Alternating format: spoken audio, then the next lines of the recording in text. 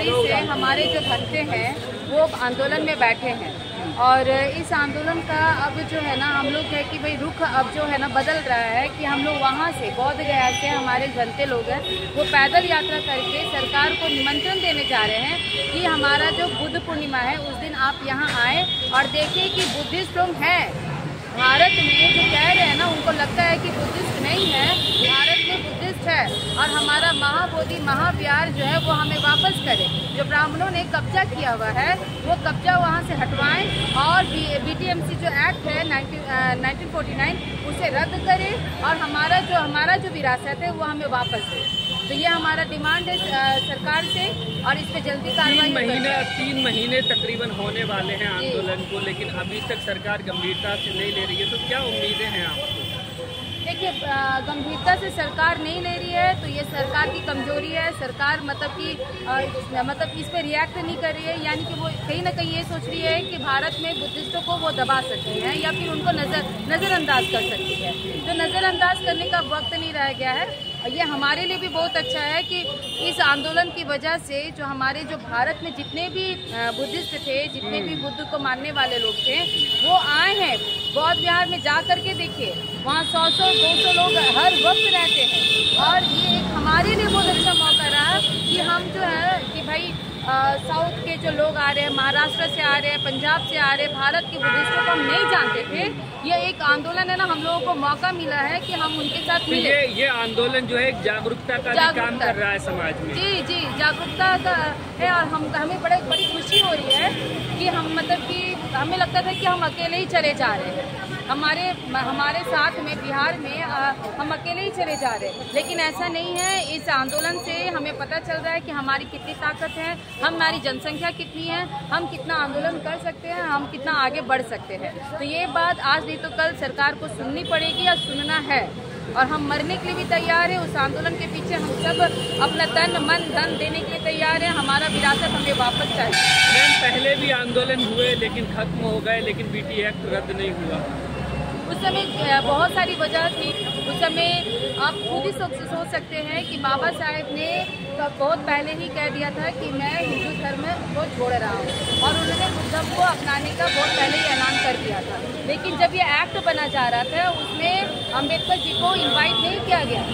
जब ये सम्मेलन हो रहा था तो उस समय जवाहरलाल नेहरू और भी कई हमारे माननीय लोग थे, उस समय तत्कालीन जितने भी लोग थे वो सब आए, लेकिन अम्बेडकर जी को नहीं बुलाया गया। इसका कारण क्या था? इसका कारण सिर्फ ये था कि शुरू से हमारे प्रति कॉन्स्पिरेसी करते रहे हैं, षड्यंत्र करते रहे हैं और आज वही वो हमें दिख रहा है। लेकिन अब हमारे लोग जागरूक हो गए हैं, ये विरासत हमारे लिए है, हमारे बच्चों के लिए है। तो ये लड़ाई यही खत्म नहीं होने वाली है। ये हमारा इतिहास जो है, ये हमारा भविष्य भी बनने वाला है। तो हम अपने बच्चों का भविष्य खराब होने नहीं देंगे। हम अपने बच्चों को बोले हैं कि वो बुद्धिस्ट है तो वो अपनी विरासत को लेकर रहेंगे। अगर हमें नहीं मिलेगा तो हमारे बच्चे इससे भी ज़्यादा लड़ाई करेंगे। अगर शांतिपूर्वक नहीं दे रहे हैं तो हम भी अपने बच्चों को तैयारी कर रहे हैं कि वो किस तरह से लड़ेंगे अपनी लड़ाई। मतलब ये आंदोलन जो है पीढ़ी दर पीढ़ी चलेगा अगर BT एक्ट रद्द नहीं किया जाएगा। हाँ, ये कोई एक दो दिन का नहीं है, ये सिर्फ हमारी लड़ाई नहीं है, ये हमारे आने वाले लोगों के बच्चों के लिए लड़ाई है। तो ये तो लड़ाई चलने वाली है। मैडम पूरे दुनिया में बौद्ध फैला हुआ है, लेकिन अगर जिस तरह देखा जाए आंदोलन में भीड़ को देखा जाता है तो उस हिसाब से बहुत कमज़ोर नज़र आता है आंदोलन। जिस प्रकार से आंदोलन होना चाहिए उस प्रकार से नहीं है। पूरे दुनिया में आंदोलन बौद्ध पर फैला हुआ है। बौद्धम इसी आप तो खुद ही कह रहे कि पूरी दुनिया में बौद्धम लोग हैं, बुद्ध को मानने वाले पूरी दुनिया में है। लेकिन भारत में ऐसा क्या हुआ कि यहाँ पे खत्म हो गया? जहाँ के बुद्ध थे, जहाँ पे बुद्ध ने अपना ज्ञान प्राप्त किया, वहीं पे बुद्ध खत्म हो गए। क्या कारण है? ये तो हम उन्हीं लोगों से पूछ रहे हैं जो वहाँ कब्जा किए हुए हैं। उन ब्राह्मणों को बाहर निकाले और जो वहाँ पे वो कर्म कांड कर रहे हैं ना, वो जो ये धरती बुद्ध के ज्ञान का धरती है, उसे ना मोक्ष का धरती उन्होंने बना कर रखा है। ये सिर्फ कॉन्स्पिरेसी जो षड्यंत्र है, अंधविश्वास और पाखंड को फैला करके जो इन्होंने हमारे लोगों को अपने इतिहास से जानने से दूर रखा है, ये वही चीज़ है। लेकिन अब हमारे लोग जागरूक हो रहे हैं, हम गांव-गांव जा रहे हैं, लोगों को जागरूक कर रहे हैं। ये आंदोलन हमें बहाना दे रहा है कि हम लोगों को जागरूक करें। अब सरकार आप लोग कह रहे हैं कि मुख्यमंत्री जी को निमंत्रण दिया जाएगा बुद्ध पूर्णिमा कार्यक्रम में आने के लिए, क्या लगता है वो आएंगे? उनके खिलाफ तो आप लोगों ने आंदोलन छेड़ रखा है। देखिए, हमारा काम है कि हम सरकार को बहुत ही प्रेम पूर्वक ये निमंत्रण दे रहे हैं, वो प्रेम पूर्वक इसे स्वीकार करें और आए और देखें कि भाई हम हैं यहाँ पर, हम जीवित हैं। बार बार सभी लोग कहते हैं और लामा जी भी कहते हैं हमारे कि भाई आंदोलन का मतलब होता है लोग जीवित हैं, हम जीवित हैं। आप कह रहे हैं कि यहाँ कम ही सही, लेकिन हम जीवित हैं। यहाँ पे जो बुद्धिस्ट है वो है, यहाँ पे बुद्ध को मानने वाले लोग हैं, तो ये सरकार को दिखेगी। भाई निमंत्रण तो कोई ऐसे नहीं दे रहा है ना आपको निमंत्रण दिया जा रहा है क्योंकि लोग हैं वहाँ पर, तो उसे देखने आए, हमसे मिले, हमसे बातें करें, हमारे लोगों को जाने और हमारी परेशानी को समझे और हमें हमारा हक। नीतीश कुमार तो खुद कहते हैं कि मैं बुद्धिस्ट हूँ, कहते हैं, लेकिन करनी में भी दिखनी चाहिए ना।